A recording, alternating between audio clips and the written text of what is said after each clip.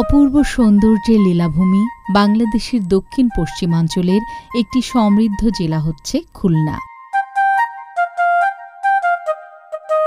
খুলনা প্রাচীন বঙ্গ, গঙ্গারিডাই ও সমতট রাজ্যের অংশ ছিল এবং এটি সেন রাজবংশের শাসনাধীন ছিল। এ জেলার দক্ষিণে বঙ্গোপসাগর এবং নয়নাভিরাম সমুদ্র সৈকত। পৃথিবীর সর্ববৃহৎ ম্যানগ্রোভ বন সুন্দরবন খুলনা জেলার দক্ষিণে বিস্তীর্ণ এলাকা জুড়ে অবস্থিত। খুলনা জেলার অর্থনীতির অন্যতম প্রভাবক হল মৎস্য শিল্প, যার কারণে জেলাটির গ্রামাঞ্চল জুড়ে ঘের বা মাছের চাষের আধিক্য বিদ্যমান। এছাড়া জেলাটি শিল্প কারখানা, ব্যবসা বাণিজ্য ও নদী বন্দরের জন্য প্রসিদ্ধ।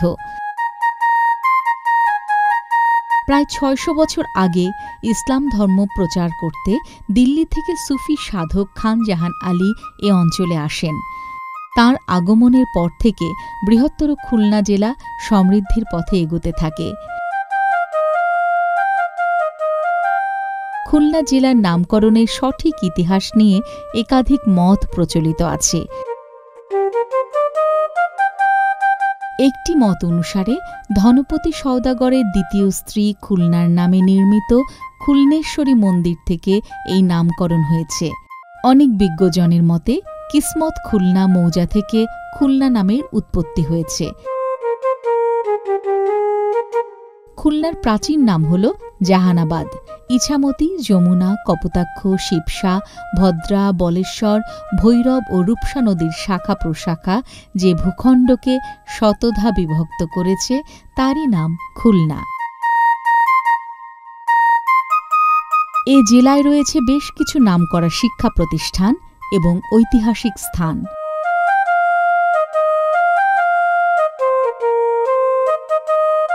এটি বিশ্বকবি রবীন্দ্রনাথ ঠাকুরের শ্বশুরবাড়ি দক্ষিণডিহি রবীন্দ্র কমপ্লেক্স। এটি খুলনা জেলার ফুলতলা উপজেলায় অবস্থিত। এই বাড়িতে ১৯৯০ বঙ্গাব্দের ২৪ অগ্রহায়ণ বেণীমাধব রায়চৌধুরী ও দাক্ষায়ণী দেবীর একমাত্র কন্যা ভবতারিণী ওরফে ফুলির সঙ্গে রবীন্দ্রনাথ ঠাকুরের বিয়ে অনুষ্ঠিত হয়। রবীন্দ্রনাথের পূর্বপুরুষ দ্বারকানাথ ঠাকুরের স্ত্রী দিগম্বরী দেবীও এ বাড়ির কন্যা। রবীন্দ্রনাথের পিতা মহর্ষি দেবেন্দ্রনাথ ঠাকুরও বিয়ে করেন এ বাড়িতে রামনারায়ণ রায়চৌধুরীর কন্যা সারদা দেবীকে। জায়গাটা হলো ফুলতলা উপজেলার দক্ষিণডিহি রবীন্দ্রনাথ ঠাকুরের শ্বশুরবাড়ি। এখানকার প্রাকৃতিক পরিবেশ খুব সুন্দর, এজন্য আমরা মাঝে মাঝে ঘুরতে আসি এবং ভেতরে তার অনেক স্মৃতি, কবিতা, বইয়ের ছবি, ফ্যামিলির ছবি এবং অন্যান্য প্রাকৃতিক পরিবেশ খুব সুন্দর। ঘুরতে আসলে ভালোই লাগে। আমি খুলনা থেকে আসছি এখানে বিশ্বকবি রবীন্দ্রনাথ ঠাকুরের শ্বশুরবাড়ি দেখার জন্য। দেখতে খুব সুন্দর, দেখে খুব ভালো লাগছে। ১৮৮৩ সালে রবীন্দ্রনাথ যখন বিয়ে করেন তখন তার বয়স ২২ বছর এবং ফুলির বয়স মাত্র ১১ বছর। ঠাকুরবাড়ির প্রথা অনুযায়ী বিয়ের পর ভবতারিণী দেবীর নাম রাখা হয় মৃণালিনী দেবী।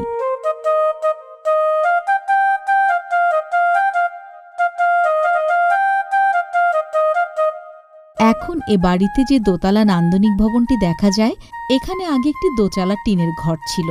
বিয়ের পর কবি সাহেব শ্বশুরের টিনের ঘর ভেঙে ২ তলা দালান তৈরি করে দেন।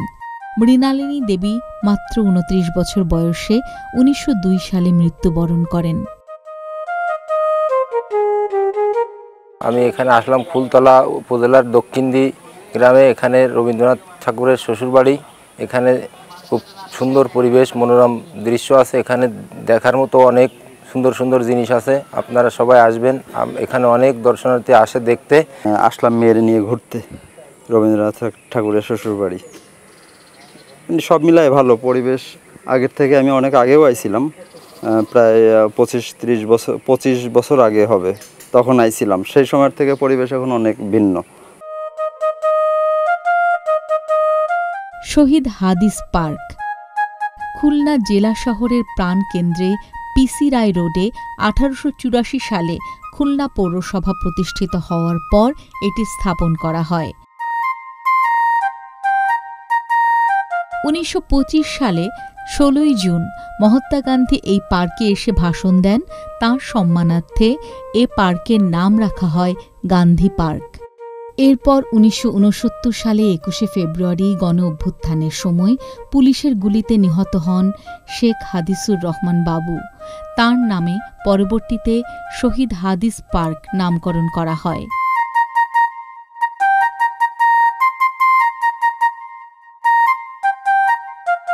খুলনা নৌঘাট, এটি হচ্ছে খুলনা লঞ্চ টার্মিনাল।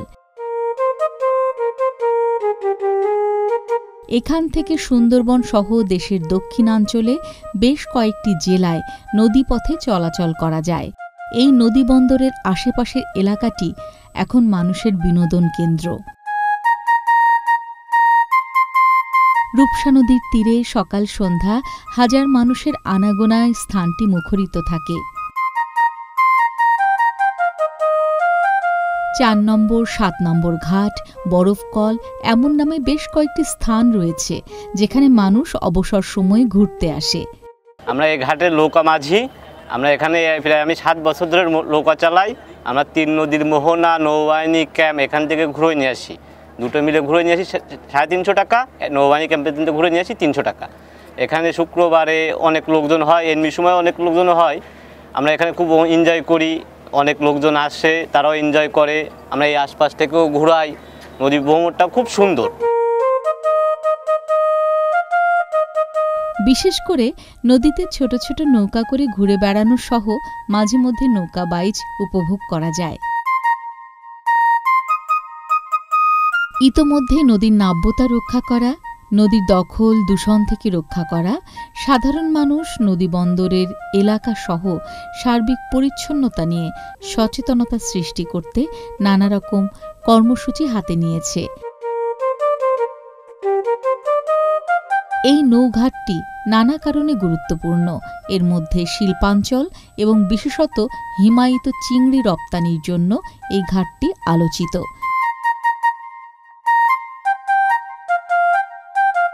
এই নৌঘাটের মাধ্যমে এই এলাকার শিল্পজাত পণ্য দেশের বাইরে রপ্তানি করা হয়। আমাদের এখানে অনেক লোকে শুক্রবার, শনিবার সবসময় ঘুরতে আসে। আমাদের ভাড়াটা নির্ধারিত করা আছে। আমাদের এখানে কোনো খারাপ কাজের কোনো লিপ্ত নাই। শিক্ষার্থীরা সবাই আসে ঘুরতে, বিকেলে আসে, ওদের ছুটির দিনে এসে ঘোরে। সব সময় মনে করেন যে টুকটাক এসে শিক্ষার্থীরা ঘোরে। চিংড়ি চত্বর, দেশের সাদা চিংড়ির জন্য বিখ্যাত হচ্ছে খুলনা এলাকা। এই এলাকার প্রধান অর্থকরী রপ্তানিযোগ্য সম্পদ বা পণ্য হচ্ছে চিংড়ি।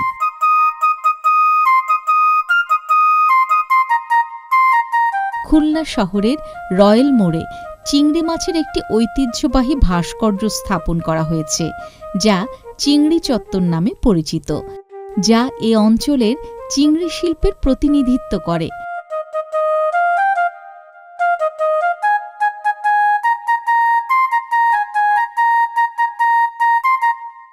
ষাট গম্বুজ মসজিদের রেপ্লিকা। এই উপমহাদেশের বিখ্যাত 60 গম্বুজ মসজিদটি প্রায় 600 বছর আগে বাংলার সুলতানি আমলের সুন্দরবনের গভর্নর খান জাহান আলী নির্মাণ করেন।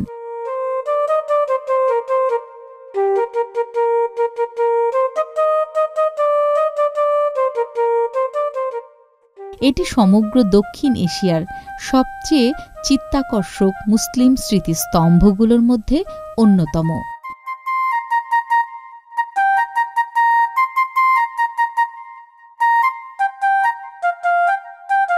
রূপসা সেতু, খুলনা জেলার রূপসা নদীর উপর নির্মিত একটি সেতু। এটি খানজাহান আলী সেতু নামেও পরিচিত।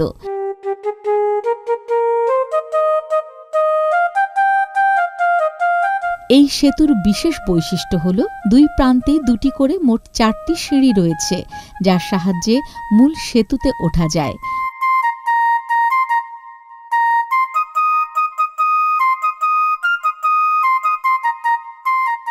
খুলনা শহরের রূপসা থেকে প্রায় 5 কিলোমিটার দূরে এই সেতুটির অবস্থান।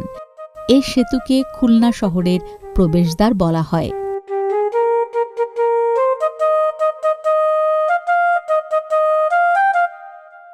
খুলনাঞ্চলের জেলাগুলির বিশেষ করে মংলা সমুদ্র বন্দরের সঙ্গে সড়ক যোগাযোগ স্থাপিত হয়েছে।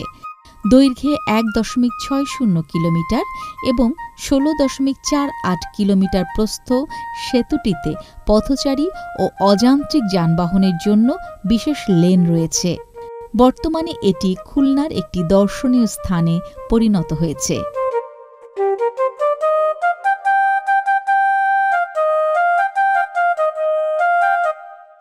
রূপসা নদী এটি খুলনা জেলার একটি নদী। নদীটির দৈর্ঘ্য 9 কিলোমিটার, গড় প্রস্থ 486 মিটার এবং নদীটির প্রকৃতি সর্পিলাকার।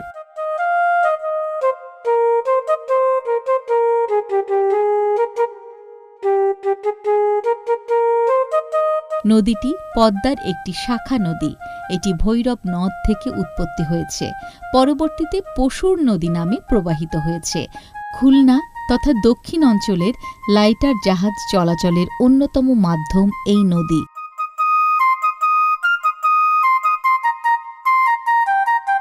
রূপসা নদীর নামকরণে রয়েছে মজার তথ্য। কথিত আছে নড়াইল জেলার ধন্দা গ্রামের রূপচাঁদ সাহা নামক জনৈক ব্যক্তি লবণ ব্যবসায়ী নৌকায় যাতায়াতের জন্য ভৈরব নদের সঙ্গে কাছিবাছা নদী সংযোগ করার জন্য একটি খাল খনন করেছিলেন। পরবর্তীতে রূপচাঁদ সাহার নাম অনুসারে এই খালের নাম হয়েছিল রূপসা।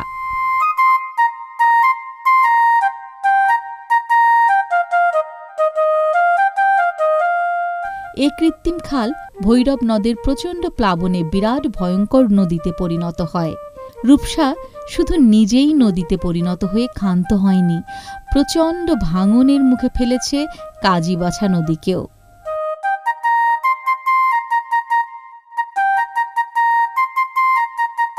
রূপসা পশুর নদী, সুন্দরবনের মধ্য দিয়ে প্রবাহিত বড় নদী। রূপসা ও ভৈরব নদের সঙ্গম স্থলে খুলনা শহর অবস্থিত।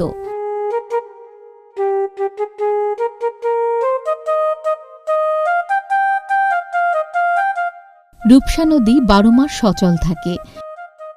আমাদের রূপসা নদী গঙ্গা নদীর শাখা। এই নদীটা কত জনের কত স্মৃতি মাখা। জোয়ার ভাটায় বইছে নদী বহু বছর ধরে। ক্লান্ত শ্রমিক ঘাট পেরিয়ে সন্ধ্যায় ফিরে ঘরে।